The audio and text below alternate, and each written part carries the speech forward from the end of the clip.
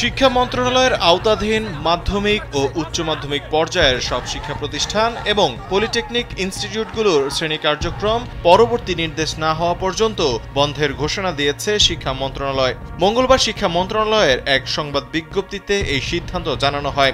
এতে বলা হয়, বিদ্যালয় ও কলেজগামী শিক্ষার্থীদের নিরাপত্তার বিষয়টি বিবেচনায় নিয়ে এই সিদ্ধান্ত নেওয়া হয়েছে। সরকারি চাকরিতে কোটা ব্যবস্থা সংস্কারের দাবিতে আন্দোলন ঘিরে সোমবার ও মঙ্গলবার দেশের বিভিন্ন এলাকায় সংঘর্ষের ঘটনা ঘটে। এমন অবস্থায় পুরো দেশ জুড়েই বেশ থমথমে অবস্থা বিরাজ করছে। স্যান্ডেলিনা সো, রূপচর্চায় আভিজাত্য। দেশের বিভিন্ন স্থানে সহিংস হামলায় নিহত হয়েছে ৬ জন। এর মধ্যে চট্টগ্রামে ৩ জন, ঢাকায় ২ এবং রংপুরে ১ জন নিহত হয়েছেন। নিহতদের মধ্যে ৩ জন শিক্ষার্থী, ১ জন পথচারী এবং বাকি একজনের পরিচয় এখনও জানা যায়নি। এর আগে গত সোমবার কোটা সংস্কারের দাবিতে আন্দোলনকারী শিক্ষার্থীদের সঙ্গে দফায় দফায় সংঘর্ষ হয় ছাত্রলীগের। দুপক্ষের এই সংঘর্ষে ঢাবি এলাকা রণক্ষেত্রে পরিণত হয়। এই ঘটনায় অন্তত ২২০ জন আহত হয় বলে জানা গেছে।